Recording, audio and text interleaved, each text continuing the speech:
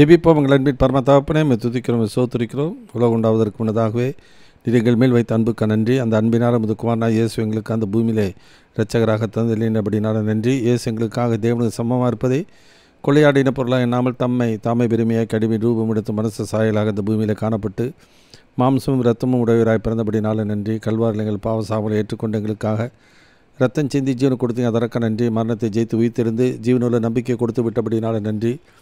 அக்கிரமங்களினாலும் பாவங்களினாலும் மறித்து கிடந்த என்னையும் எங்களையும் கிறிஸ்துவுடைய கூட உயிர்ப்பித்து உன்னதங்கள் உட்கார செய்தபடினால நன்றி. இருளின் அதிகாரத்திலிருந்து எங்களை விடுதலையாக்கி முது அன்பின் குமார ராஜ்யத்தை உட்படுத்தினபடினால நன்றி.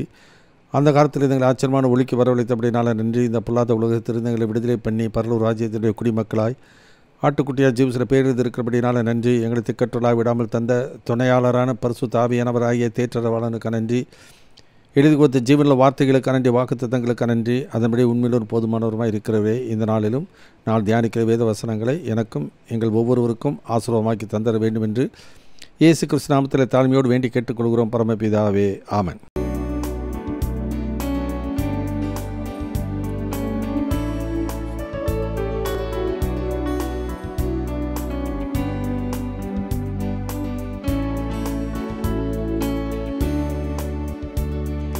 இயேசு எந்தன் வாழ்வின் பலனானார், எனக்கென்ன ஆனந்தம். இயேசு எந்தன் வாழ்வின் பலனானார், எனக்கென்ன ஆனந்தம். எந்தன் வாலிபக் காலமெல்லாம் எந்தன் வாழ்க்கையின் துணையானார், எந்தன் வாலிபக் காலமெல்லாம் எந்தன் வாழ்க்கையின் துணையானார். நாமமே தழைத்தோங்க நான் பாடுவேன் உமக்காக, எந்தன் இதயமே உம்மை பாடும், எந்தன் நினைவுகள் உமதாகும். எந்தன் இதயமே உம்மை பாடும், எந்தன் நினைவுகள் உமதாகும். இயேசு எந்தன் வாழ்வின் பலனானார், எனக்கென்ன ஆனந்தம். பெரும் தீமைகள் அகன்றோட, கொள்ள மாயைகள் மறைந்தோட, பெரும் தீமைகள் அகன்றோட, கொள்ள மாயைகள் மறைந்தோட, உமதாவியின் அருள் காண வரும் காலங்கள் உமதாகும். எந்தன் இதயமே உம்மை பாடும், எந்தன் நினைவுகள் உமதாகும். எந்தன் இதயமே உம்மை பாடும், எந்தன் நினைவுகள் உமதாகும். இயேசு எந்தன் வாழ்வின் பலனானார், எனக்கென்ன ஆனந்தம். இந்த உலகத்தை நீர் படைத்தீர், எல்லா உரிமையும் எனக்களித்தீர். இந்த உலகத்தை நீர் படைத்தீர், எல்லா உரிமையும் எனக்களித்தீர். நாமமை தழைத்தோங்க நான் பாடுவேன் உமக்காக, எந்தன் இதயமே உம்மை பாடும், எந்தன் நினைவுகள் உமதாகும். எந்தன் இதயமே உம்மை பாடும், எந்தன் நினைவுகள் உமதாகும். இயேசு எந்தன் வாழ்வின் பலனானார், எனக்கென்ன ஆனந்தம். இயேசு எந்தன் வாழ்வின் பலனானார், எனக்கென்ன ஆனந்தம். கர்த்தருடைய பரிசுத்தமுள்ள நாமம் மைப்படுவதாக. இந்த நாளில் நம்முடைய தியானத்திற்கென்று ரோமருக்கு நிருபம் 8ஆம் அதிகாரம் 34வது வசனத்தை வாசித்து நாம் தியானிப்போம். Roman chapter 8:34. ஆக்கினைக்குள்ளாக தீர்க்கிறவன் யார்? கிறிஸ்துவே மரித்தவர், அவரே எழுந்தும் இருக்கிறவர், அவரே தேவனுடைய வலது பாரிசத்திலும் இருக்கிறவர், நமக்காக வேண்டுதல் செய்கிறவரும் அவரே. கர்த்தருக்கு மகிமை உண்டாகட்டும். ஆக்கினைக்குள்ளாக தீர்க்கிறவன் யார்? யார் ஆக்கினைக்குள்ளாக தீர்க்கப்படுவதற்கு ஏதுவானவனாக இருக்கின்றான்? இந்த வசனங்களில் வாசிக்கும் பொழுது 6ஆம் அதிகாரத்தில் வாசிக்கும்போது பாவத்தின் சம்பளம் மரணம் என்று சொல்லி நான் பார்க்கிறோம். அது மாத்திரமா எல்லாரும் பாவம் செய்து தேவ மகிமையற்றவர்களாக இருக்கிறபடினாலே தேவன் நியாய தீர்ப்புக்கு எதுவாக இருக்கிறார்கள். ஒரே மனுஷனாலே பாவத்தினாலே மரணம் உலகத்தில் பிரவேசித்தது போல நாம் மனுஷரும் பாவம் செய்தபடியால் மரணம் எல்லாருக்கும் வந்தது போல இதுவும் ஆயிற்று. எனவே அப்படிப்பட்ட ஒரு சூழ்நிலையில் ஆண்டவர் இயேசு கிறிஸ்து நமக்காக கல்வாரியிலே பாடுபட்டு மரித்து இவ்வளவு பேர் ரட்சிப்பு இலவசமாய் கொடுத்தது மாத்திரமல்ல, நம்ம நீதிமானாக்கியிருக்கா, மகிமைப்படுத்தியிருக்கிறார். எனவே இனி யாரும் நம்ம என்ன பண்ண முடியாது, ஆக்கினைக்குள்ளாக தீர்க்க முடியாது, குற்றம் சாட்ட முடியாது. ஏன்னா பிசாசானவன் எப்பொழுதுமே நாள்தோறும் குற்றம் சாட்டும் பொருட்டு குற்றம் சாட்டுகிறவனாக இருக்கின்றான். ஆனாலும் ஆண்டவர் நமக்கு அந்த காரியத்தில் உதவி செய்து நம்மை சீர்படுத்துகிறவராய் சிறப்படுத்துகிறவராய் ஆண்டவர் இருக்கின்றார். எனவே இந்த வசனம் வாசிக்கும் போது ஆக்கினைக்குள்ளாக தீர்க்க யாரால் முடியாது. ஏன்னா தேவனே நீதிபதி, அவர் நீதியுள்ள ஒரு நியாயாதிபதியாக அவர் இருக்கின்றார். அப்படிப்பட்ட ஒரு நிலைமையிலே நமக்காக இயேசு நேரத்தில் பரிந்து பேசுகிற ஒரு மத்தியஸ்தர் ஒருத்தர் இருக்கிறார், வக்கீலாக அவர் இருக்கிறார், பிரதான ஆசாரியராக இருக்கிறார். இப்படிப்பட்ட சூழ்நிலையில் யாரும் நம்மை ஆண்டவரிடத்தில் இருந்து பிரித்து கொள்ள முடியாது. மனிதனாக அவனாக ஆண்டவர்கிட்ட விலகி போனால் ஒழிய ஒருபோதும் நம்மை ஆக்கினைக்குள்ளாக தீர்க்க முடியாது.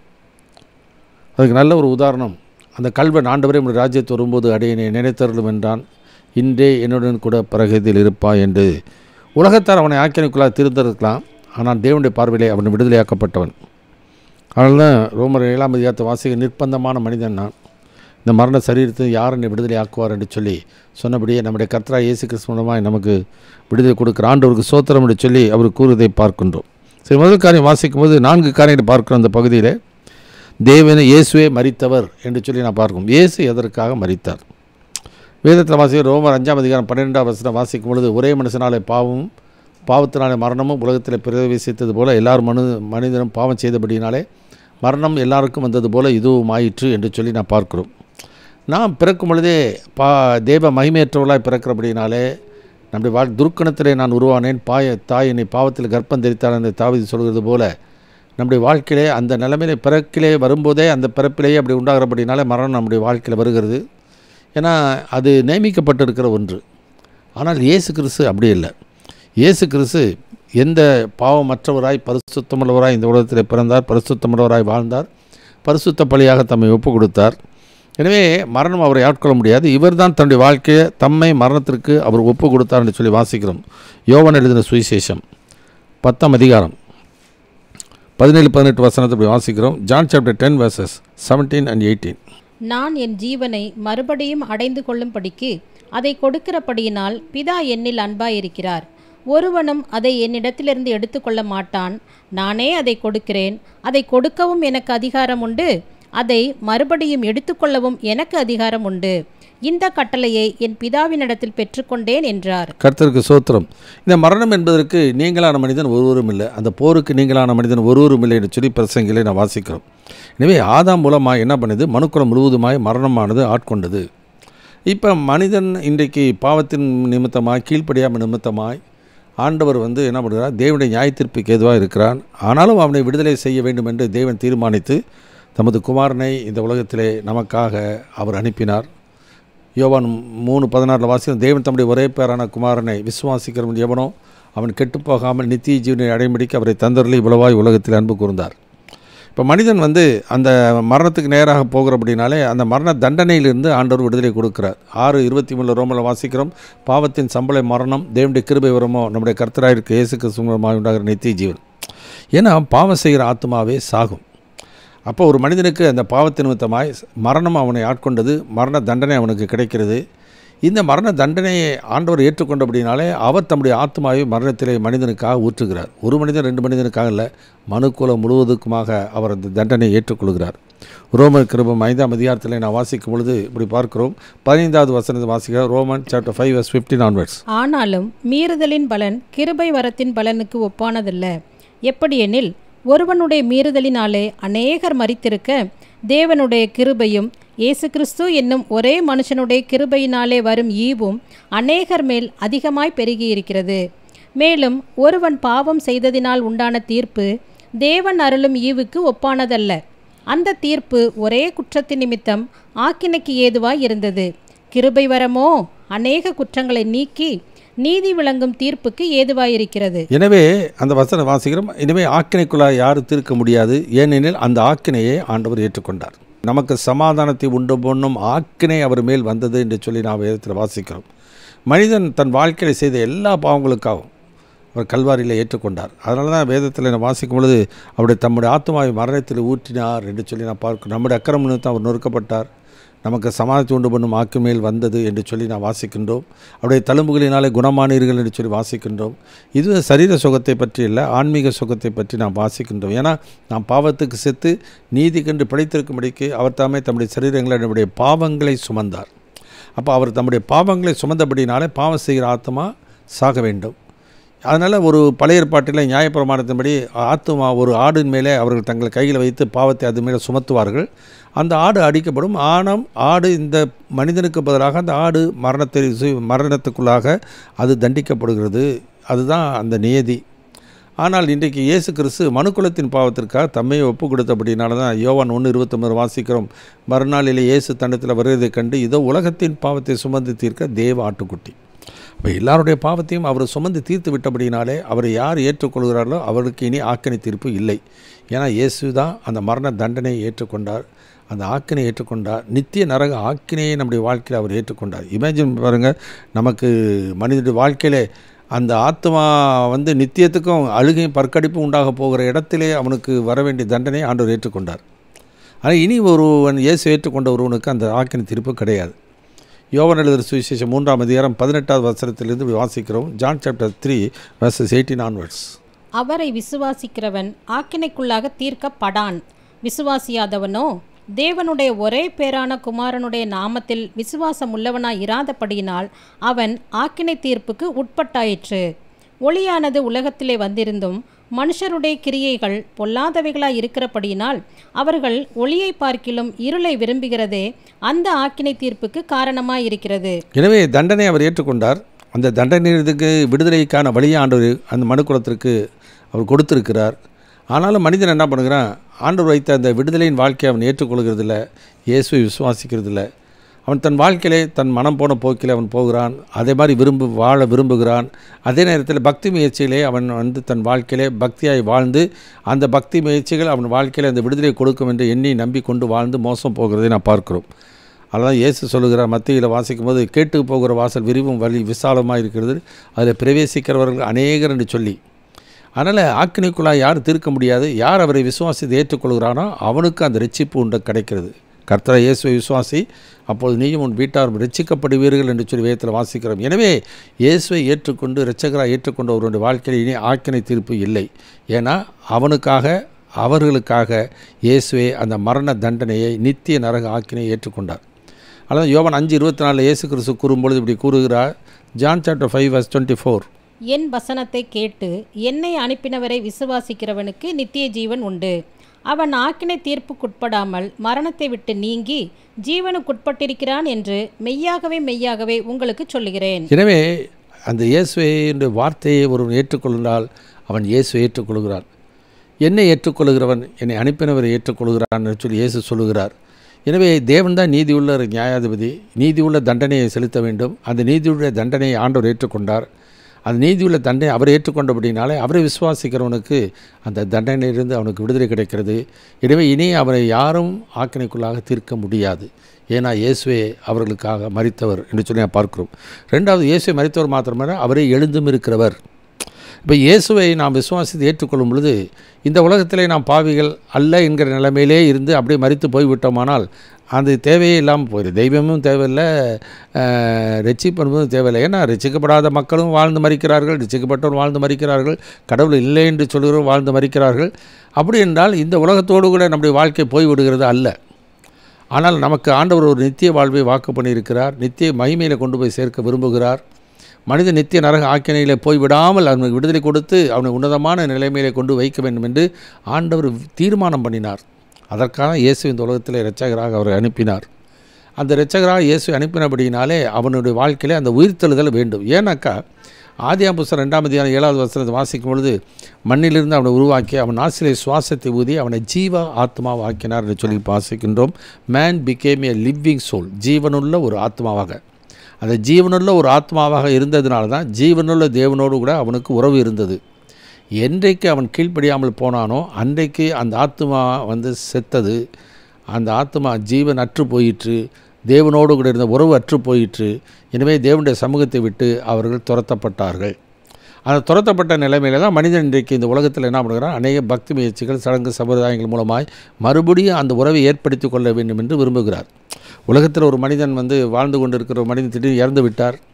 எல்லோரும் அவருக்கு மரண அடக்கத்துக்காக அவருக்கு எல்லாம் செஞ்சு கொண்டு போய் அடக்கம் பண்ண போகிற நேரத்தில் உயிரோடு வந்து விட்டால் என்ன பண்ணுவாங்க, ஆச்சரியப்படுவாங்க, சந்தோஷப்படுவாங்க. இல்லை கொண்டு வந்ததான் அப்படின்னு சொல்லி யாரும் அவரை என்ன பண்ண மாட்டாங்க, அவர் எரிக்க மாட்டாங்க, அவர் அடக்கம் பண்ண மாட்டாங்க. திரும்ப அவர் என்ன பண்ணுவார், தன் உயிர் உள்ள உறவினரோடு அவர் திரும்ப வாழ ஆரம்பித்து விடுவார். ஆனால் இன்றைக்கு நம்முடைய வாழ்க்கையிலே அவ்விதமாக இல்லாமல் நம்முடைய வாழ்க்கையிலே அந்த உயிர் நமக்கு எப்படி வருகிறதுனா இயேசுவின் மூலமாக அந்த உயிர் வருகிறது. அதனால் அந்த ஜீவனை நம்முடைய வாழ்க்கையில் பெற்று, ஏன்னா ஜீவனை கல்வாரியிலே அவர் ஒப்பு கொடுத்தார். யோவான் 10ஆம் அதிகாரம் 10வது வசனம் இப்படி வாசிக்கிறோம். John chapter 10:10. திருடன் திருடவும் கொல்லவும் அழிக்கவும் வருகிறானே அன்றி வேறொன்றுக்கும் வரான். நானோ அவைகளுக்கு ஜீவன் உண்டாயிருக்கவும் அது பரிபூரணப்படவும் வந்தேன். எனவே மனிதனுடைய வாழ்க்கையிலே அந்த ஆத்துமாவிலே இல்லாத ஜீவனை ஆண்டவர் கல்வாரியிலே கொடுத்தபடியினாலே அந்த ஜீவனானது அவனை என்ன பண்ண உயிர்ப்பிக்கிறது. பழைய ஏற்பாட்டில் நான் வாசிக்கும் பொழுது லேவியராகமம் புத்தகத்தில் 17ஆம் அதிகாரம் 11வது வசனத்தை வாசிக்கிறோம். லேவியராகமம் 17ஆம் அதிகாரம் 11வது வசனத்தை இப்படி வாசிக்கிறோம். Leviticus chapter 17:11. மாம்சத்தின் உயிர் இரத்தத்தில் இருக்கிறது. நான் அதை உங்களுக்கு பலிபீடத்தின் மேல் உங்கள் ஆத்மாக்களுக்காக பாவ நிவிர்த்தி செய்யும்படிக்கு கட்டளையிட்டேன். ஆத்மாவிற்காக பாவ நிவிர்த்தி செய்கிறது இரத்தமே. பாவ நிவிர்த்தி செய்கிறது மாத்திரமல்ல, எப்படியா 14வது வசனத்தில் அதை வாசிக்கிறோம். சகல மாம்சத்துக்கும் இரத்தம் உயிராயிருக்கிறது. இரத்தம் ஜீவனுக்கு சமானம். ஆகையால் எந்த மாம்சத்தின் இரத்தத்தையும் புசிக்க வேண்டாம். சகல மாம்சத்தின் உயிரும் அதன் இரத்தந்தானே. அதை புசிக்கிற எவனும் அறுப்புண்டு போவான் என்று இஸ்ரவேல் புத்திரருக்கு சொன்னேன். எனவே இரத்தம் ஜீவனுக்கு சமானம். ஏன்னா மாம்சத்தின் உயிர் இரத்தத்தில் இருக்கிறது என்று சொல்லி பார்க்கிறோம்.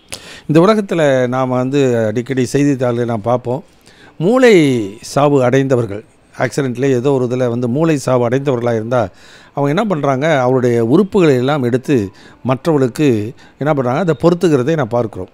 உயிரோடு இருக்கும்போது அவர்களுக்கு இரத்தத்தை கொடுக்குறார்கள். மற்றும் அவருடைய மற்ற முக்கியமான உறுப்புகள் எல்லாம் என்ன பண்ணுறாங்க, அவருக்கு கண்ணுகளை 2 கண்ணுகளை எடுக்கிறாங்க. இது சில பேருக்கு நுரையீரல் எடுக்கிறாங்க, கல்லீரல் எடுக்கிறாங்க. இதெல்லாம் எடுத்து என்ன பண்ணுறாங்க, யாருக்கு தேவையோ அவர்களை தப்பி வைப்பதற்காக அவர்களுக்கு அதை கொடுக்கிறார்கள். இந்த உறுப்புகளை மற்றவர்களுக்கு தானம் செய்யலாம், ஆனால் அவருடைய உயிரை மற்றவர்களுக்கு கொடுக்கவே முடியாது. அதனால் ஆண்டவராகிய கர்த்தர் என்ன பண்ணார், தனது ஜீவனை கல்வாரியிலே ஒப்பு கொடுக்குறார். எப்படி இரத்தத்தை சிந்தி ஒப்பு கொடுக்குறார். இந்த பண்டம் மாற்றுதல் என்று சொல்லுவாங்க.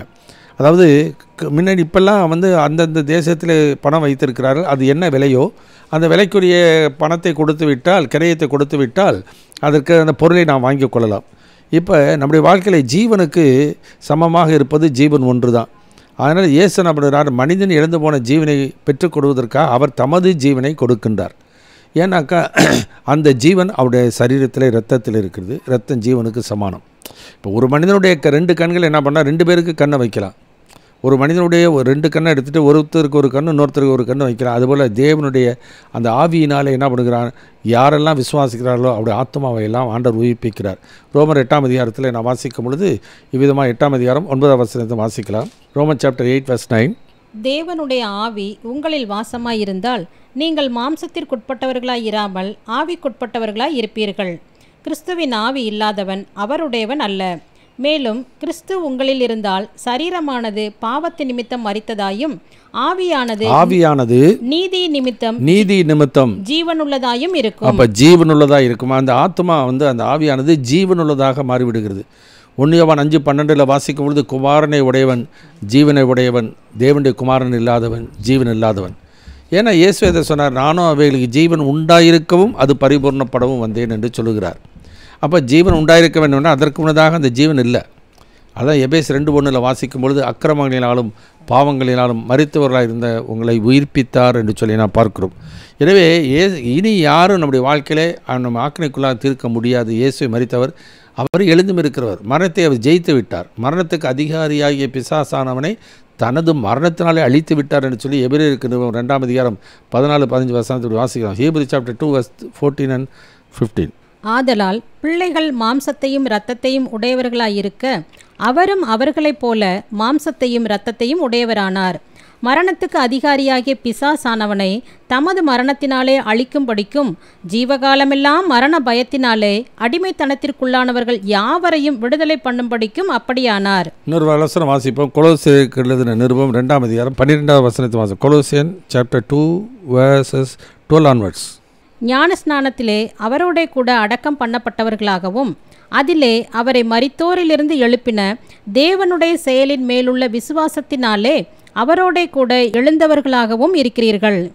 உங்கள் பாவங்களினாலேயும் உங்கள் மாம்ச விருத்த சேதனம் இல்லாமையினாலேயும் மரித்தவர்களாயிருந்த உங்களையும் அவரோடே கூட உயிர்ப்பித்து அக்கிரமங்கள் எல்லாவற்றையும் உங்களுக்கு மன்னித்து நமக்கு எதிரடையாகவும் கட்டளைகளால் நமக்கு விரோதமாகவும் இருந்த கையெழுத்தை குலைத்து அதை நடுவில் இராதபடிக்கு எடுத்து சிலுவையின் மேல் ஆணியடித்து துரைத்தனங்களையும் அதிகாரங்களையும் உரிந்து கொண்டு வெளியரங்கமான கோலமாக்கி அவைகளின் மேல் சிலுவையிலே வெற்றி சிறந்தார். கர்த்தருக்கு ஸ்தோத்திரம். எனவே வெற்றி சிறந்து விட்டபடினாலே மரணமானது இனி அவரை ஆட்கொள்ளப் போகிறதில்லை.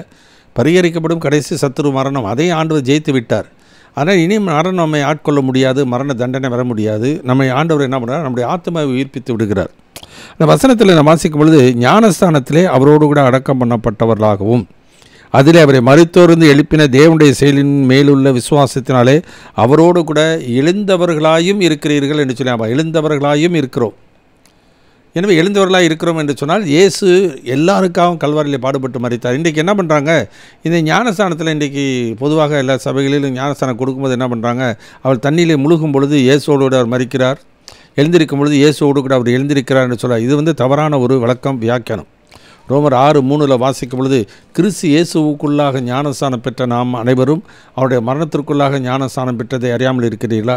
மேலும் தேவனுடைய மகிமையினால் கிறிஸ்து மரித்தோரிலிருந்து எழுப்பப்பட்டது போல நாமும் புதிதான ஜீவன் உள்ளவர்களாய் நடந்து கொள்ளும்படிக்கு அவரோடு கூட எழுப்பப்பட்டும் இருக்கிறோம் என்று சொல்லி நான் பார்க்கிறோம். இது கிறிஸ்து இயேசுவுக்குள்ளாக ஞானஸ்தானம். இவர்கள் எடுக்கிறது தண்ணீருக்குள்ள ஞானஸ்தானம். இது வேறு, அது வேறு. என்றைக்கு ஒருவன் இயேசு விசுவாசிக்கிறானோ அன்றைக்கு கிறிஸ்து இயேசுவுக்குள்ளாக ஞானஸ்தானம் எடுக்கிறான். கிறிஸ்து இயேசுக்குள்ளாக ஞானஸ்தானம் எடுப்பது என்பது இரட்சிப்பு. நாம் பாவத்துக்கு செத்து நீதிக்கு பிழைத்திருக்கிறோம். எனவே அக்கிரமங்களிலும் பாவங்களும் மரித்து கிடந்த நம்மை உயிர்ப்பிக்கிறார். எனவே இது கிறிஸ்து இயேசுக்குள்ள ஞானஸ்தானம் என்பது வேறு. அதான் இங்கே வாசிக்கும் பொழுது ஞானஸ்தானத்திலே அவரோடு கூட நம்முடைய வாழ்க்கையை அடக்கம் பண்ணப்பட்டவர்களாகவும் அதிலே அவரை மரித்தோரிலிருந்து எழுப்பின தேவனுடைய செயலில் மேலுள்ள விசுவாசத்தினாலே அவரோடு கூட எழுந்தவர்களாக இருக்கிறேன் என்பது ஒவ்வொரு தடவையும் தண்ணியில் மூழ்கி எழுந்திருப்போது நடக்கிற காரியமல்ல. இயேசுவை விசுவாசித்து அவரை ஏற்றுக்கொள்கிற அந்த நாளிலேயே அந்த கிறிஸ்து இயேசுவுக்குள்ளாக அந்த மறு ஜென்மம் முழுக்க அவர்கள் எடுத்து விடுகிறார்கள். தீத்து 3:5 தான் வாசிக்கிறோம். நாம் செய்த நீதியின் கிரியைகளின் நிமித்தம் அவர் நம்மை ரட்சியாமல் தமது இரக்கத்தின்படியே மறு ஜென்ம முழுக்கினாலும் பரிசுத்தாவின் புதிதாக்குதினாலும் அவர் நம்மை ரட்சித்தார். எனவே மறு ஜென்ம முழுக்க அவர் எடுத்தார். அந்த முழுக்கின் மூலமாக நம்மை மறுபடியும் புதிதாக்குகிறார், நம்மை ஆத்மாவை உயிர்ப்பிக்கிறார், அக்கிரமங்களில் பாவம் மரித்து கிடந்த நம்மை உயிர்ப்பித்து நம்முடைய வாழ்க்கையை நீதிமான்களாய் மாற்றுகிறார். அது ரோமர் 3ஆம் அதிகாரம் 22, 23, 24 வாசி. Roman chapter 3:22, 23, 24. அது இயேசு கிறிஸ்துவை பற்றும் விசுவாசத்தினாலே பலிக்கும் தேவ நீதியே. விசுவாசிக்கிற எவர்களுக்குள்ளும் எவர்கள் மேலும் அது பலிக்கும், வித்தியாசமே இல்லை. எல்லாரும் பாவம் செய்து தேவ மகிமை அற்றவர்களாகி இலவசமாய் அவருடைய கிருபையினாலே கிறிஸ்து இயேசுவில் உள்ள மீட்பை கொண்டு நீதிமான்கள் ஆக்கப்படுகிறார்கள். எனவே கிறிஸ்து இயேசுவில் உள்ள மீட்பை கொண்டு நீதிமான்கள் ஆக்கப்படுகிறார்கள். ஒரு மனிதனும் தன்னுடைய சடங்கு சம்பிரதாயங்களினாலே ஒருபோது நீதிமான் ஆக முடியாது. ரோமர் 5:1 வாசிக்கிறோம், இவ்விதமாய் நாம் விசுவாசத்தினாலே நீதிமான்கள் ஆக்கப்பட்டிருக்கிறோம்.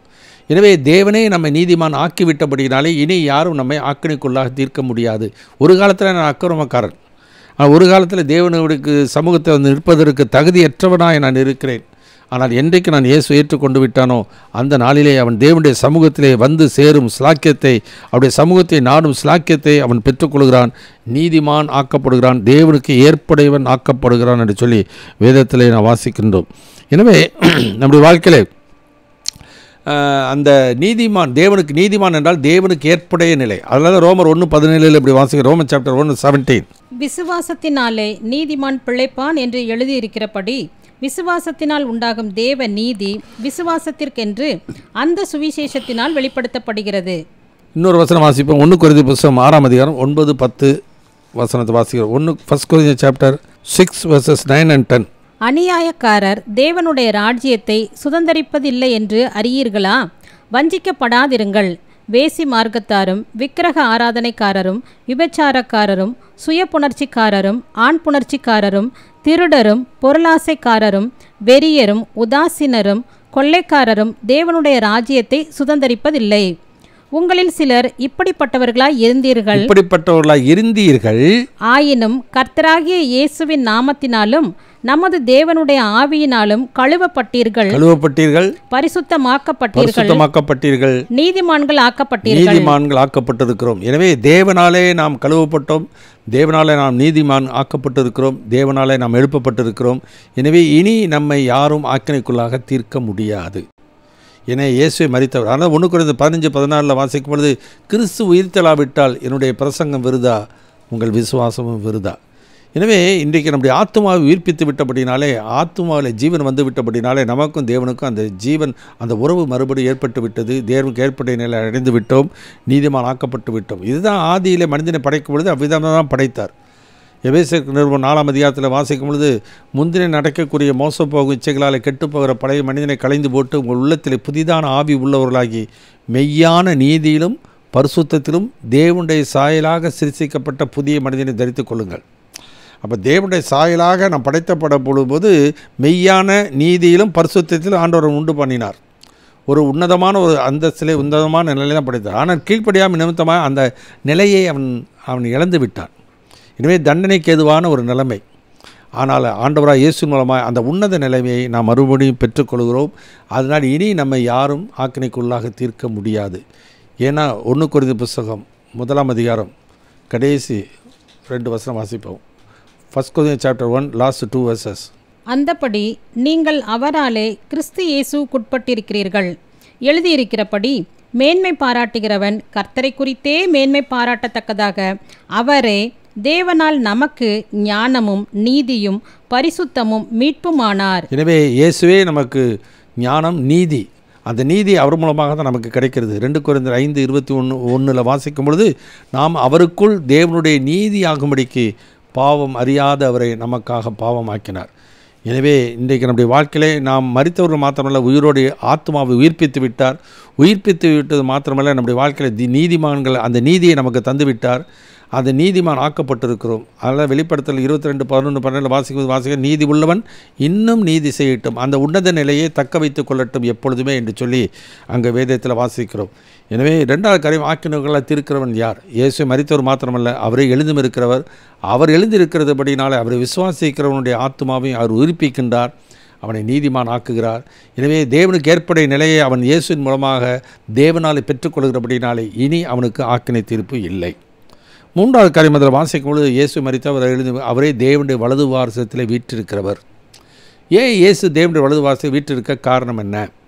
இது இந்த நாட்களிலே விசுவாசிகளுக்கு தெரிந்து கொள்ள வேண்டிய ஒரு காரியம், பயனடைய வேண்டிய ஒரு ஊழியத்தை இன்றைக்கு ஆண்டவர் நமக்காக செய்து கொண்டிருக்கிறார். எபிரேயருக்கு நிருபம் 3ஆம் அதிகாரம் முதல் 2 வசனங்கள் வாசிக்கிறோம். Hebrew chapter 3 first 2 verses. இப்படி இருக்க பரம அழைப்புக்கு பங்குள்ளவர்களாகிய பரிசுத்த சகோதரரே, நாம் அறிக்கை பண்ணுகிற அப்போஸ்தலரும் பிரதான ஆசாரியருமாய் இருக்கிற கிறிஸ்து இயேசுவை கவனித்து பாருங்கள். இன்றைக்கு கிறிஸ்து இயேசுவை கவனித்து பார்க்கிறவர்கள் மிக மிக சொற்பம். இயேசு கல்வாரியிலே பாடுவிட்டு மரித்தது, உயிரோடு இருந்தார் என்று சொல்லிவிட்டு போகிறாங்களோ ஒழிய, இன்றைக்கு இயேசு நமக்காக என்ன பண்ணி கொண்டிருக்கிறார் என்பதை அந்த ஊழியத்தினாலே பயனடைகிற மக்கள் மிக மிக சொற்பம். அந்த அறிவு நமக்கு இல்லாததுனாலே, அந்த உணர்வு இல்லாததுனாலே, இந்த தெளிவு இல்லாததுனால தான் இன்றைக்கி என்ன பண்ணுறாங்க, உலகத்தில் இருக்கிற மற்ற ஊழியர்களையும் ஸ்தாபனங்களையும் நம்பிக்கொண்டு, சடங்கு சம்பிரதாயங்களை நம்பிக்கொண்டு, அதன் மூலமாக அந்த தேவனுக்கு ஏற்புடைய நிலையை அடையலாம் என்று எண்ணி பார்க்கிறது. மனிதன் இந்த பூமியில் வாழ்கிறான், வாழ்கிற வரைக்கும் அவனுடைய வாழ்க்கையில் அநேக சோதனைகள், அவனுடைய பாடுகள், பிரச்சனைகள் இவள் நிமித்தமாக விசுவாசத்திலே தளர்ந்து விடுகிறான், அவிசுவாசப்பட்டு விடுகிறான், கீழ்ப்படியாமல் போகிறான், வான் செய்து விடுகிறான், தன்னை கரைபிடித்து கொள்கிறான். இந்த நிலைமையிலே அவன் என்ன பண்ணணும்? ஆண்டவரோடு கூட ஒப்புரவாக வேண்டியது அவசியம். இந்த ஒப்புரவாவதற்கு இவனுக்கு எந்தவித சுய காரியத்தின் மூலமாக ஒருபோதும் அவன் வாழ்க்கையிலே அந்த தேவனுக்கு ஏற்புடைய நிலையை அடைய முடியாது. அதை மனிதன் நன்றாக தெரிந்து கொள்ள வேண்டியது அவசியம். அதனால் இந்த சத்தியத்தை 1 கொரிந்தியர் புஸ்தகம் 1 தீமோத்தேயு புஸ்தகம் 2ஆம் அதிகாரம் 4, 5, 6 வசனம் இப்படி வாசிக்கிறோம். 1 தீமோத்தேயு சாப்டர் 2 verses 4, 5, 6. எல்லா மனுஷரும் ரட்சிக்கப்படவும் சத்தியத்தை அறிகிற அறிவை அடையவும் அவர் சித்தமுள்ளவராய் இருக்கிறார். தேவன் ஒருவரே, தேவனுக்கும் மனுஷருக்கும் மத்தியஸ்தரும் ஒருவரே. எல்லாரையும் மீட்கும் பொருளாக தம்மை ஒப்புக்கொடுத்த மனுஷனாகிய கிறிஸ்து இயேசு அவரே. இதற்குரிய சாட்சி ஏற்ற காலங்களில் விளங்கி வருகிறது. எனவே எல்லாரையும் மீட்கும் பொருளாக தம்மை ஒப்பு கொடுத்தவர் ஆண்டவராக இயேசு தானே, ஒரே எந்த ஊழியரும் கிடையாது. இன்றைக்கி நிறைய ஊழியரை நம்பி என்ன பண்ணுறாங்க? அவர் ஜெபிச்சா நமக்கு விடுதலை கிடச்சிடும், அவர் ஜெபிச்சா நம்ம ஆண்டவருக்கு ஏற்படைய நிலையில் இருந்து விடலாம் என்று சொல்லி என்ன பண்ணுறாங்க? அநேக தவறான போதனைகளை நம்பிக்கொண்டு, அந்த ஊழியர்களை நம்பிக்கொண்டு அவர் இன்றைக்கு ஆண்டவருடைய அந்த ஒரு உன்னதமான ஒரு பாக்கியமான ஒரு அந்த ஊழியத்தினாலே கிடைக்கின்ற பலன்களை அடையாமல் போய் விடுகிறார்கள். எபிரேயருக்கு நிருபத்தில் 4ஆம் அதிகாரம் 14, 15, 16 வசனத்தை அப்படி வாசிக்கிறோம். Hebrew chapter 4 verses 14, 15, 16. வானங்களின் வழியாய் பரலோகத்திற்கு போன தேவகுமாரனாகிய இயேசு என்னும் மகா பிரதான ஆசாரியர் நமக்கு இருக்கிறபடியினாலே நாம் பண்ணின அறிக்கையை உறுதியாய் பற்றி கொண்டிருக்க கடவோம். நம்முடைய பலவீனங்களை குறித்து பரிதபிக்க கூடாத பிரதான ஆசாரியர் நமக்கிராமல் எல்லா விதத்திலும் நம்மை போல சோதிக்கப்பட்டும் பாவம் இல்லாதவராயிருக்கிற பிரதான ஆசாரியரே நமக்கிருக்கிறார். எனவே நமக்கு ஒரு பிரதான ஆசாரியர் நமக்கு இருக்கின்றார். எதற்காக தேவனுடைய சமூகத்திலே பிரவேசித்திருக்கிறார்? அதே எபிரேயருக்கு நிருபம் 9ஆம் அதிகாரம் 24வது வசனம் வாசிக்கலாம். Hebrew chapter 9 verse 24. அந்தப்படி மெய்யான பரிசுத்த ஸ்தலத்துக்கு அடையாளமான கையினால் செய்யப்பட்டதாயிருக்கிற பரிசுத்த ஸ்தலத்திலே கிறிஸ்துவானவர் பிரவேசியாமல் பரலோகத்திலே தானே இப்பொழுது நமக்காக தேவனுடைய சமூகத்தில் பிரத்யட்சமாகும்படி பிரவேசித்திருக்கிறார். எனவே நமக்கு பதிலாக ஆண்டவருடைய சமூகத்தில் என்ன பண்ணுகிறார்? பிரத்யட்சமாகும்படிக்கு நமக்காக அங்கே பிரவேசித்திருக்கிறார். எதற்காக? அவர்தான் மத்தியஸ்தர், அவர்தான் நமக்கும் தேவனுக்கும் அந்த உறவை ஏற்படுத்துகிறவர். ஏன்னா நாம் தவறு செய்து விட்டபடினாலே நம்முடைய வாழ்க்கையிலே ஆண்டவர் எப்படி மரித்து நமக்கு ஜீவனை கொடுத்தாரோ அதே பலியின் மூலமாக தான் ஆண்டவர் என்ன பண்ணுகிறார்? அந்த இரத்தத்தினால தான் நம்முடைய பாவங்களை கழுவி சுத்திகரிக்க அவர் வல்லவர். வேறு எந்த வழியிலும் ஒரு மனிதனுடைய வாழ்க்கையில் இந்த பாவங்கள் கழுவப்பட முடியாது. ஏன்னா பாவம் ரத்தம் சிந்தது இல்லாமல் மன்னிப்பு இல்லை என்று சொல்கிறோம். சில சபைகள் என்ன பண்ணுறாங்க? அவங்க இயேசு அந்த அப்பத்தை எடுத்துக்கொள்கிறார்கள், அந்த பாத்திரத்தை எடுத்துக்கொள்கிறார்கள். அவர் ஜெபித்த உடனே என்ன பண்ணுறாங்க? இயேசு சரீரமாக மாறிவிடுகிறது, அந்த திராட்சரசம் ரத்தமாக மாறிவிடுகிறது. எனவே அதில் நான் பங்கு பெறும் பொழுது அது அவர்களுக்கு என்ன ஆகுதான்? பாவங்கள் கழுவப்பட்டு அவருடைய ஆத்மாவிலே அந்த ஜீவனை பெற்றுக்கொள்கிறதாக இன்றைக்கி நம்பிக்கையை ஊட்டுகிறார்கள். அதாவது ஒரு மந்திரம் சொல்லிட்டாக்க ஒன்று மாறுதுனாக்கா அப்போ அவர்கள் நம்புகிறதெல்லாம் ஆண்டவருடைய வார்த்தையல்ல, அவருடைய சடங்கு சம்பிரதாயங்களை அவர்கள் நம்பிக்கொண்டு போகிறார்கள். இன்னும் அநேக சபைகளிலே யோவான் 6ஆம் அதிகாரத்தில் சொல்லப்படுகிற காரியங்களை இன்றைக்கு நம்பிக்கொண்டு இருக்கிறார்கள். இயேசு என்ன சொல்கிறார்? 6ஆம் அதிகாரத்தில் நான் வாசிக்கும் பொழுது 50, 51 வசனம் வாசிக்கிறோம். John chapter 6 verse 50 and 51. இதிலே புசிக்கிறவன் மறியாமல் இருக்கும்படி வானத்திலிருந்து இறங்கின அப்பம் இதுவே. நானே வானத்திலிருந்து இறங்கின ஜீவ அப்பம். இந்த அப்பத்தை புசிக்கிறவன் என்றென்றைக்கும் பிழைப்பான். நான் கொடுக்கும் அப்பம் உலகத்தின் ஜீவனுக்காக நான் கொடுக்கும் என் மாம்சமே என்றார். அடுத்த வசனம். அப்பொழுது யூதர்கள் இவன் தன்னுடைய மாம்சத்தை எப்படி நமக்கு புசிக்க கொடுப்பான் என்று தங்களுக்குள்ளே வாக்குவாதம் பண்ணினார்கள். இப்போ யூதர்கள் என்ன பண்ணுறாங்க? அந்த வார்த்தையை கேட்டோன்னே தங்களுக்குள்ளே வாக்குவாதம் பண்ண ஆரம்பிச்சிட்டாங்க. ஏன்னா 5 அப்பத்தை 5000 பேருக்கு கொடுத்தாரு, அது பெருகிற்று. அதை இப்போ ஒரே நபர் எப்படி அவருடைய சரீரத்தை நமக்கு எப்படி பிச்சு கொடுப்பாரா, இல்லை நம்ம போய் அவருடைய சரீரத்தை பிச்சுக்கணுமா? இந்த மாதிரி ஒருவருக்கு ஒரு வாக்குவாதம் பண்ண ஆரம்பித்தாங்க. என்றைக்கு ஆண்டுடைய வார்த்தையை ஒருவன் விசுவாசிக்கவில்லையோ அவன் ஒருபோதும் ஆண்டவருடைய சத்தியத்தை அறிந்து கொள்ளவே முடியாது. ஏன்னா முன்னாடியே சொல்லிவிட்டார், அதே அதிகாரத்தில் முன்னதாகவே ஆண்டவர் சொல்லிவிட்டார், நீங்கள் அப்பம் புசித்து திருப்தியானதுனால என்னை தேடுகிறீர்கள், தேடினால அற்புதங்களை கண்டதினால அப்பம் புசித்து திருப்தியானதுனாலேயே என்னை தேடுகிறேன்னு சொல்லிட்டார். உடனே அவங்க கேட்குறாங்க, அப்போ நாங்கள் மோசை எங்களுக்கு வானத்திலேருந்து மன்னாவை கொடுத்தாரு அப்படின்னு. மோசை கொடுக்கலப்பா, பிதாவானவர் கொடுத்தார். அந்த மன்னாவை புசித்தோன்னா இறந்து போயிட்டாங்க. இப்போ பிதா வேறொரு அப்பத்தை கொடுக்குறார், அதை புசிக்கிறவன் என்னடிக்க சாக மாட்டான். அப்போ இந்த இயேசுடைய பிரசங்கத்தை கேட்டால் இயேசு அற்புதம் செய்து அப்பத்தை கொடுப்பார்.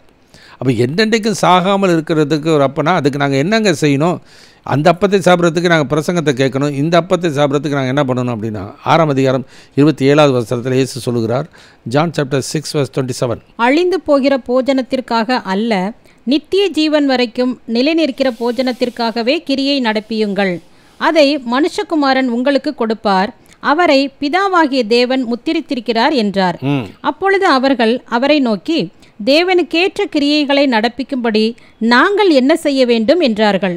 இயேசு அவர்களுக்கு பிரதியுத்தரமாக, அவர் அனுப்பினவரை நீங்கள் விசுவாசிப்பதே தேவனுக்கேற்ற கிரியையாயிருக்கிறதே என்றார். அப்போ அந்த இயேசுவை விசுவாசிக்கணும், இயேசுவின் வார்த்தையை ஏற்றுக்கொள்ளணும்.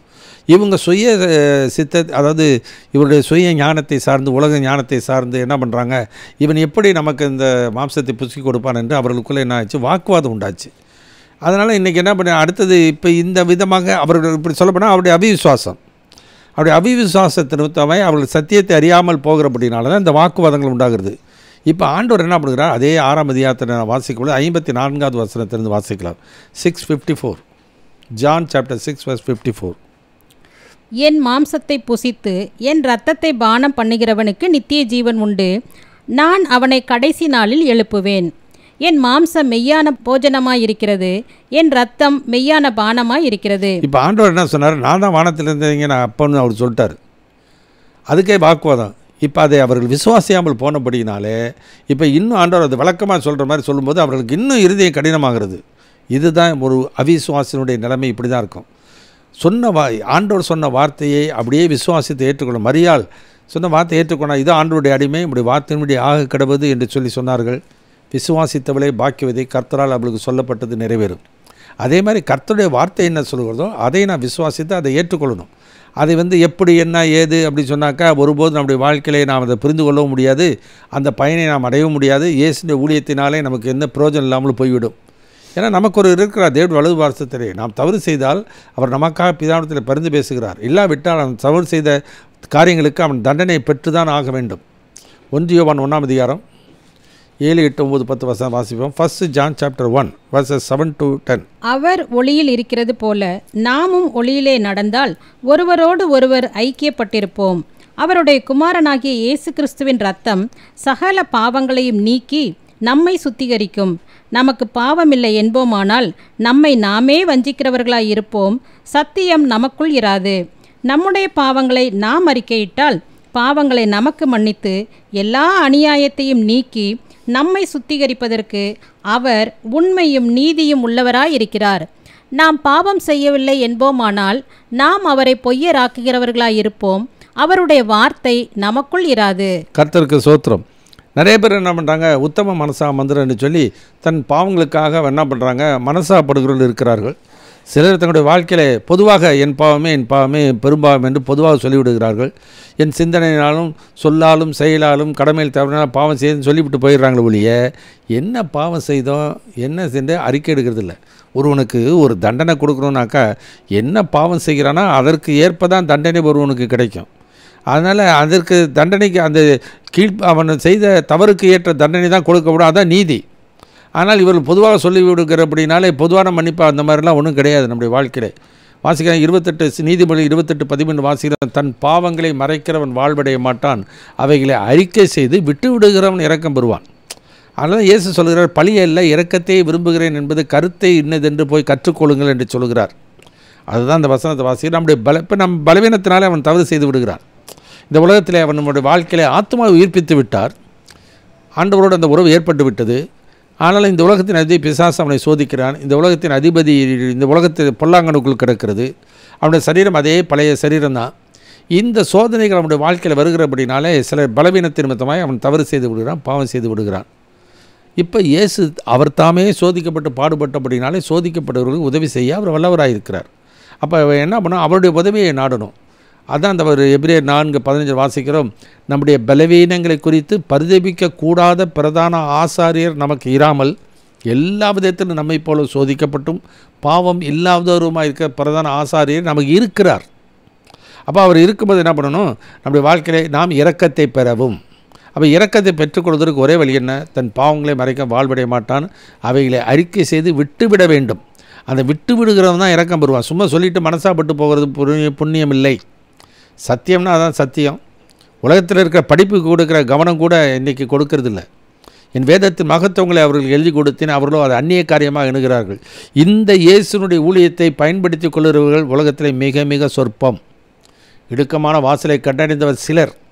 அநேகர் உட்பிரவேசிக்க வகை தேடினாலும் அவர்களால் கூடாமல் போகிறது. ஏன்னாக்கா தாங்கள் ஒரு உலகத்தில் வருகிற இந்த பாவத்திலிருந்து விடுதலை பெறுவதற்கு அவர் எவ்வளோ முயற்சிக்கிறாங்க, எவ்வளோ பக்தி முயற்சியில் நாடுகிறாங்க, ஊழியர்கள் நாடுகிறார்கள், உபவாசம் பண்ணுகிறார்கள். எனவே இந்த ஊழியத்தில் போய் கலந்து அவர் ஜெபிச்சா நமக்கு விடுதலை கிடைக்கும், இந்த உபவாச முயற்சிகளை செய்தால் தானம் தர்மம் செஞ்சால் விடுதலை கிடைக்கும். இவ்விதமாக அநேக சுய முயற்சிகளை நாடி போகிறார்கள். விரும்புகிறனாலும் இல்லை, ஓடுகிறனாலும் அல்ல, இறங்குகிற தேவனாலே ஆகும் என்று சொல்லி வேதத்தில் நான் வாசிக்கிறோம். அப்போ தேவன் இரக்கம் பாராட்டணும். தேவனுடைய இரக்கங்களை முன்னிட்டு நான் வேண்டிக் கொள்கிறேன் பவுல் என்ற பக்தன் எழுதுகிறதை நான் பார்க்க ரோமரில். எனவே இன்றைக்கு நம்முடைய வாழ்க்கையில் இரக்கத்தை பெறணும். நம்முடைய வாழ்க்கை இரக்கத்தை பெறுவதற்கு என்ன தவறு செஞ்சோம், எப்படி ஒரு நீதிபதி அவன் என்ன தவறு செய்தானோ அதற்குரிய தண்டனை கொடுக்குறான். அந்த செய்த தண்டனையானது, அவன் செஞ்ச தவறானது அவனுக்கு சுட்டி காட்டப்படுகிறது. நீ இந்த தவறு செய்தபடினால உனக்கு இந்த தண்டனை.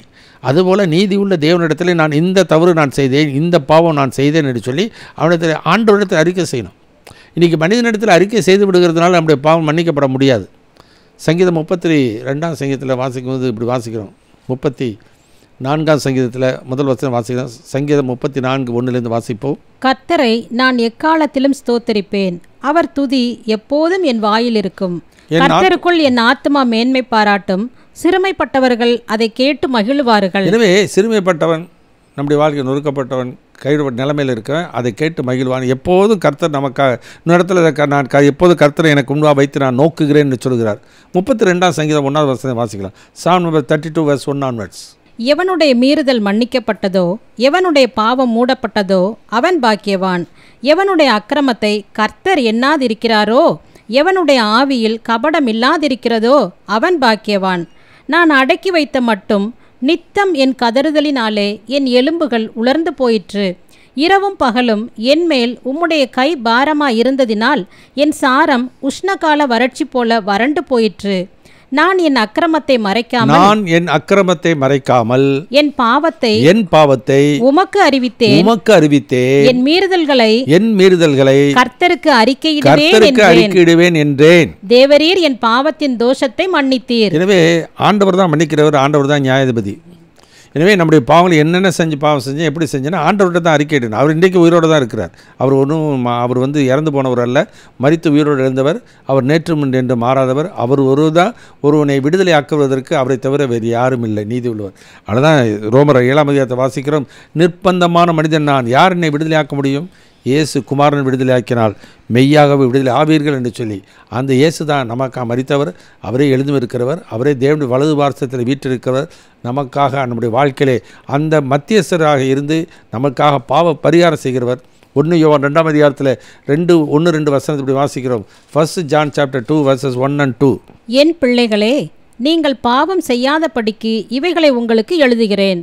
ஒருவன் பாவம் செய்வானானால் நீதிபரராயிருக்கிற இயேசு கிறிஸ்து நமக்காக பிதாவினிடத்தில் பரிந்து பேசுகிறவராயிருக்கிறார். இந்த வசனம் வாசிக்கும் பொழுது இயேசு கிறிஸ்து நமக்காக நம்முடைய பாவங்களை நாம் வசனம் வாசிக்க நமக்காக ஒரு பரிந்து பேசுகிற ஒருவராயிருக்கிறார். அதாவது வக்கீலாக அவர் இருக்கிறார். வக்கீல் நமக்காக எப்படி ஒரு நீதிபதிகிட்ட வாதாடுகிறாரோ அல்லது நமக்காக எப்படி பரிந்து பேசுகிறாரோ, அதுபோல் இயேசு கிறிஸ்து பிதாவினிடத்தில் நமக்காக என்ன பண்ணுகிறார்? பரிந்து பேசுகிறவராயிருக்கிறார். நம்முடைய பலவீனங்களை குறித்து பரிதபிக்கக்கூடாத பிரதான ஆசார் நமக்கு இராமல் எல்லா விதத்தில் நம்மை போல சோதிக்கப்பட்டும் பாவம் இல்லாதவருமா இருக்க பிரதான ஆசார் நமக்கு இருக்கிற அப்படின்னாலே நான் செய்த தவறுகள் எதுவாக இருந்தாலும் அதை ஒத்துக்கொண்டு ஆண்டவரத்தில் அறிக்கையிட்டு அதை விட்டு மனம் திரும்பி நாம் போவோமானால் இரக்கத்தை பெறுவோம். இரக்கத்தை பெறுகிறது மாத்திரமல்ல, அடுத்தது நம்முடைய வாழ்க்கையில் அதே விதமான சோதனைகள் நம்முடைய வாழ்க்கையில் வந்தால் அந்த சோதனையில் நாம் விழுந்து விடாமல் தப்பிக்கிற போக்கை உண்டு பண்ணுகிறவர், நம்மை சோதனையிலிருந்து நம்மை ரட்சிக்க அவர் வல்லவர். அதுதான் ஆண்டவரை சோதனைகளுக்கு உட்பட பண்ணாதையும் தீமினின்றி விலக்கி ரட்சித்துக்கொள்ளும் என்று ஜெபம் பண்ண வேண்டிய விதமாவது என்று இயேசு கற்றுக் கொடுக்கிறார். அதனால் ஏற்ற விலையிலே சகாயம் செய்யும் கிருபையை நம்முடைய வாழ்க்கையை தருவார். அதனால் ரோமர் 6 அதிகாரத்தில் 13 வசனத்திலிருந்து வாசி. Roman chapter 6 verse 13 onwards. நீங்கள் உங்கள் அவயவங்களை அநீதியின் ஆயுதங்களாக பாவத்திற்கு ஒப்புக்கொடாமல் உங்களை மரித்தோரிலிருந்து பிழைத்திருக்கிறவர்களாக தேவனுக்கு ஒப்புக்கொடுத்து உங்கள் அவயவங்களை நீதிக்குரிய ஆயுதங்களாக தேவனுக்கு ஒப்புக்கொடுங்கள். நீங்கள் நியாயப்பிரமாணத்திற்கு கீழ்ப்பட்டிராமல் கிருபைக்கு கீழ்ப்பட்டிருக்கிறபடியால் பாவம் உங்களை மேற்கொள்ள மாட்டாது. பாவம் உங்களை மேற்கொள்ள மாட்டாது. நாம் பாவத்தின் மேலே வெற்றியுள்ள வாழ்க்கை வாழ முடியும். இந்த ஆவிக்குரிய சிந்தை, இந்த சத்தியத்தை நாம் உணர்ந்து கொள்ள வேண்டியது அவசியம். ஏன்னா பிதாவுக்கும் நமக்கும் மத்தியஸ்தர் இயேசு தவிர வேறு யாரும் கிடையாது. எனவே தேவனுடைய வலது பார்சத்திலே வீட்டிலிருந்து நமக்கு மத்தியஸ்தராய் அவர் ஊழியத்தை செய்து கொண்டிருக்கிறார். பிரதான ஆசாரி ஊழியம் செய்து கொண்டிருக்கிறார். இன்றைக்கு அவர் உயிரோடு இருக்கிறார். எனவே அவர் இறந்து போன மாதிரி நிறைய பேர் நினச்சிட்டு உலகத்தில் இருக்க மற்ற ஊழியர்கள் சொல்லுகிற வார்த்தைகளை நம்பிக்கொண்டு இன்றைக்கு விடுதலை பெற்றுக்கொள்ளாமலே போகிற மக்கள் எவ்வளோ பேர் இருக்கிறார்கள். ஆனால் சொல்கிறாங்க, நாங்கள் ஆபிரகாமுடைய சந்ததி, விடுதலை ஆவீர்கள் எப்படி சொல்கிறீன்னு சொல்லி இயேசுவை பார்த்து கேட்டது போல தான் இன்றைக்கும் நாங்கள் ரட்சிக்கப்பட்டவர்கள், ஞானஸ்தானம் பெற்றவர்கள், அபிஷேகம் பெற்றவர்கள் சொல்லிக்கொண்டு இன்றைக்கு பாவத்திலிருந்து விடுதலை பெறாத முடிக்கு இன்றைக்கி நிறைய பேர் தவித்து கொண்டு இருப்பதற்கு காரணம் என்னென்னா, இயேசுனுடைய இந்த ஊழியத்தை அவர்கள் பயன்படுத்தி கொள்ளுகிறது இல்லை. வருத்தப்படுறாங்க, அல்லது விடுதலையாக வேண்டும் விரும்புகிறார்கள். ஆனால் சட்டத்தின்படி மல்யுத்தம் பண்ணாவிட்டால் முடிசூட்டப்பட மாட்டான். சத்தியத்தை அறிவீர்கள், சத்தியம் உங்களை விடுதலையாக்கும் என்று சொன்னார். குமாரன் விடுதலையாக்கினா தான் மெய்யான விடுதலை கிடைக்கும், வேறு எந்த விதத்தில் விடுதலை கிடைக்காது. எனவே அந்த விடுதலை கிடைச்சாக்கா இனி நம்மை ஆக்கினிக்குள்ளாக யாரும் திருக்க முடியாது. ஏன்னா இயேசு மரித்தவர், அவரை எழுந்தும் இருக்கிறவர், அவரை தேவனுடைய வலது வாசல் விட்டிருக்கிறார். 4 நமக்காக வேண்டுதல் செய்கிறவரும் அவரே. 4வது காரியம் நம்முடைய வாழ்க்கையில் வாசிக்கும் பொழுது, இந்த உலகத்தில் நமக்கு இருக்கிற வரைக்கும் அவர் நமக்காக பரிந்து பேசுகிற மத்தியஸ்தமாக தான் உதவி செய்கிறவராக இருக்கிறார். ஏன்னா யோவான் எழுதின சுவிசேஷம் 1ஆம் அதிகாரம் 16-17 வசனத்தை வாசிக்கிறோம். John chapter 1 verses 16 and 17. அவருடைய பரிபூரணத்தினால், இயேசுவுடைய பரிபூரணத்தினாலே நாம் எல்லோரும் கிருபையின் மேல் கிருபை பெற்றோம். எப்படியெனில் நியாயப்பிரமாணம் மோசேயின் மூலமாய் கொடுக்கப்பட்டது, கிருபையும் சத்தியமும் இயேசு கிறிஸ்துவின் மூலமாய் உண்டாயின. எனவே அவர் கிருபையில் ஐஸ்வர்யம் உள்ளவர். அந்த கிருபையின் ஐஸ்வர்யத்தை ஆண்டவர் நாம் பெற்றுக்கொள்ள வேண்டும். நாள்தோறும் அவர் கிருபைகள் புதிதாக இருக்கிறது. சொல்லுவாங்க, நான் நிர்மூலமாகாமல் இருக்கிறது ஆண்டோடைய கிருபை. என்ன நிர்மூலம் ஆகிறது? இனி அந்த பாவத்தில் நான் விழாதபடிக்கு பாவத்தின் மேலே வெற்றியுள்ள வாழ்க்கை வாழ வேண்டும் என்றால் கிருபை இல்லாமல் முடியாது. எபிரேயர் 13:8-9 வசனத்தை வாசிக்கிறோம். இயேசு கிறிஸ்து நேற்றும் இன்றும் என்றும் மாறாதவராக இருக்கிறார். பலவிதமான அந்நிய போதனைகளினாலே அழைப்புண்டு தெரியாதிருங்கள். போஜன பதார்த்தங்களினால் அல்ல, கிருபையினாலே இருதயம் ஸ்திரப்படுகிறது நல்லது. இப்போ இருதயம் ஸ்திரப்படணுன்னாக்கா ஆண்டவருடைய கிருபை இல்லாமல் நம்மால் முடியாது. அதே வேதத்தில் ரோமர் வாசிக்கிறேன், எவன் மேல் இரக்கமாக இருக்க சித்தமாக இருக்கிறேன்னா அவன் மேல் இரக்கமாக இருக்கிறேன், எவன் மேல் கிருபையாக இருக்க சித்தமாக இருக்கிறார் அவன் மேல் கிருபையாக இருக்கிறார். ரோமர் 9:12 வாசிக்கிறோம். 15-16 18ஆம் வசனம் வாசிக்கிறோம். எவனை கடினப்படுத்த சித்தமாக இருக்கிறார் அவனை கடினப்படுத்துகிறார். எனவே ஆண்டவராக இயேசுவின் மூலமாக மாத்திரம்தான் அந்த கிருபையை நாம் பெற முடியுமே ஒழிய, அந்த பலத்தை பெற்றுக்கொள்ள முடியுமே ஒழிய, வேறு எந்த வகையிலும் நமக்கு வேறு யாரும் ஏஜென்ட் கிடையாது, எந்த ஊழியரும். அப்போ இயேசுவை மரித்தால் அவரே எழுதும் இருக்கிறவர், தேவ நமக்காக வேண்டுதல் செய்கிற அவர் தான். ஏற்ற விலையில் சகாயம் செய் கிருபையை நமக்கு தருகிறார். நாள்தோறும் கிருபைகள் புதிதாக இருக்கிறது. அந்த கிருபையை பெற்றுக்கொள்ளணும். கிருபையை நாம் பற்றிக்கொள்ள வேண்டியது அவசியம். நிறைய பேர் என்ன பண்ணுறாங்க, சோத்திரத்தினாலே கிருபை பெருக வேண்டிய சோத்திரம் சொல்கிறாங்க. வசனம் அப்படி அங்கே இல்லை. அந்த வசனத்தை 2 கொரிந்தியர் புத்தகத்தில் 4ஆம் அதிகாரத்தில் பவுல் பக்தன் அந்த கொரிந்து சபையில் இருக்கிற மக்களுக்கு எழுதும்பொழுது 2 கொரிந்தியர் புத்தகம் 4ஆம் அதிகாரம் 12ஆவது வசனத்தை வாசிக்கலாம். 2 Corinthians chapter 4 verse 12 onwards. இப்படி மரணமானது எங்களிடத்திலும் ஜீவனானது உங்களிடத்திலும் பலன் செய்கிறது. விசுவாசித்தேன் ஆகையால் பேசினேன் என்று எழுதியிருக்கிறபடி நாங்களும் அந்த விசுவாசத்தின் ஆவியை உடையவர்களாயிருந்து விசுவாசிக்கிறபடியால் பேசுகிறோம். கர்த்தராகிய இயேசுவை எழுப்பினவர் எங்களையும் இயேசுவை கொண்டு எழுப்பி உங்களுடனே கூட தமக்கு முன்பாக நிறுத்துவார் என்று அறிந்திருக்கிறோம். தேவனுடைய மகிமை விளங்குவதற்கு ஏதுவாக கிருபையானது அநேகருடைய ஸ்தோத்திரத்தினாலே பெருகும்படிக்கு இவையெல்லாம் உங்கள் நிமித்தம் உண்டாயிருக்கிறது. அநேகருடைய ஸ்தோத்திரம் தான் போட்டிருக்க ஒழிய அநேக ஸ்தோத்திரம் அல்ல. ஸ்தோத்திரம் அநேக ஸ்தோத்திரம் அல்ல. பவுல் போய் என்ன பண்ணிக்கிட்டு அந்த ஊழியத்தை எல்லா இடங்களையும் செய்து கொண்டே வருகிறார். சத்தியத்தை அறிவிக்கிறார், சத்தியத்தை விசுவாசிக்கிறாங்க. அந்த விசுவாசிக்கிற மக்களை கிருபையினால் அவர் ரட்சிக்கிறார்.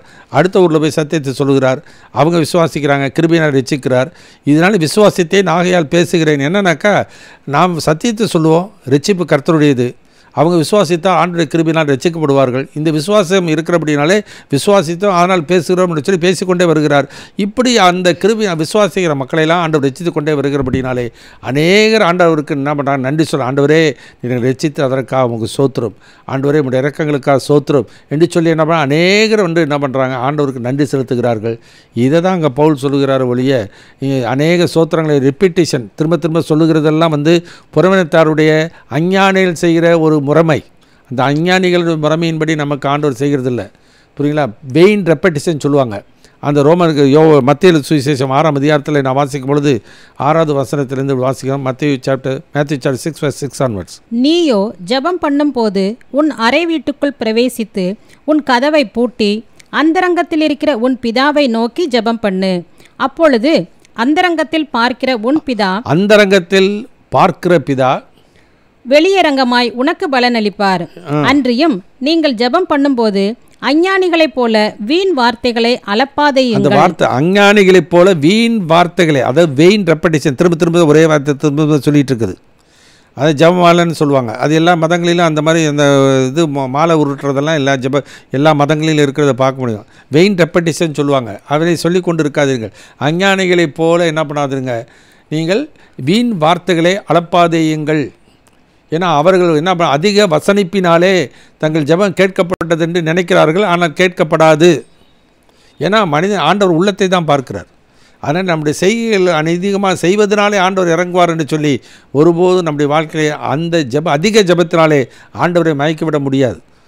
லூக்கா 18:9 அந்த ஆயக்காரன் அந்த பரிசீலனை குறித்து வாசிக்கும் பொழுது, வாரத்தில் 2 தடவை வாசம் பண்ணுறேன், காணிக்கலாம் தசமபாகம் கொடுக்குறேன், அங்கே இருக்கிற அந்த ஆயக்காரனை போல அல்ல என்று சொல்லி தன் ஜெபத்தையும் தன்னுடைய நீதியை கொண்டு ஆண்டவருக்கு முன் வைத்தான். ஆண்டவர் அவனுக்கு இரக்கம் கிடைக்கல. ஆண்டவரே பாவியாக இருக்கிற என்மையில் கிருபையாக தாழ்த்தினான். பார்த்தீங்களா, அவனுக்கு தான் ஆண்டவருடைய இரக்கம் கிடைச்சிச்சு.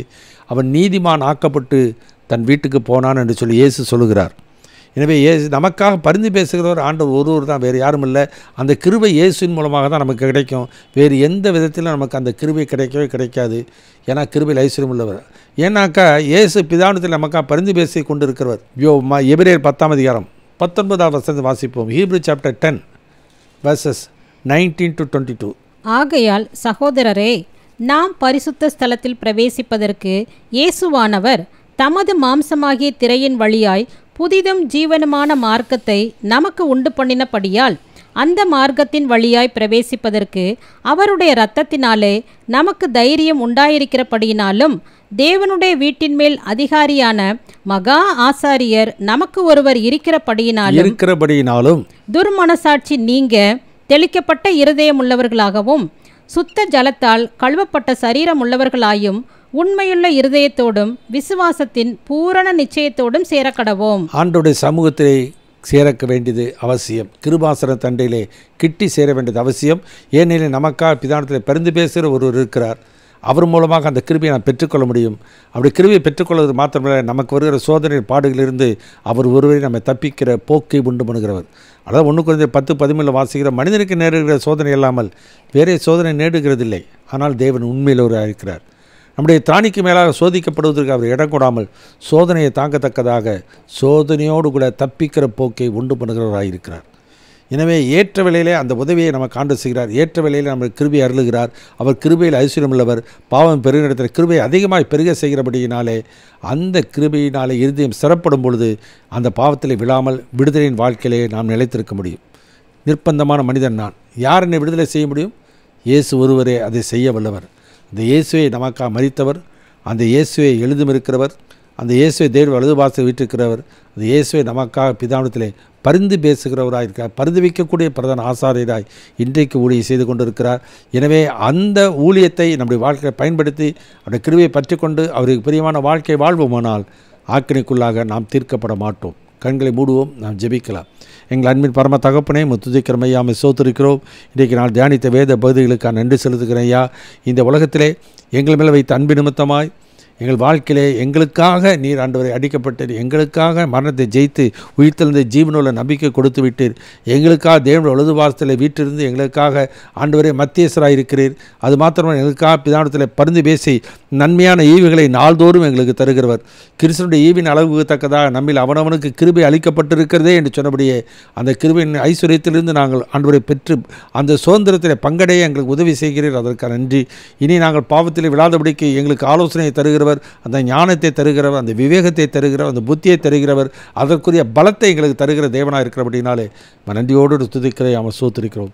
நிம்மது நாமம் என்றென்றைக்கு மகிமைப்படட்டும். உடைய கிருபையில் கரத்தில் அர்ப்பணிக்கிறோம். இயேசுவின் நாமத்தில் வேண்டுகிறோம் பரமபிதாவே, ஆமென். என் ஆத்துமாவே கர்த்தரை ஸ்தோத்திரி, என் முழுவலுமே என்னுடைய பரிசுத்தமுள்ள நாமத்தை ஸ்தோத்திரி. என் ஆத்துமாவே கர்த்தரை ஸ்தோத்திரி, அவர் செய்த சகல உபகாரங்களை மறவாதே, ஆமென்.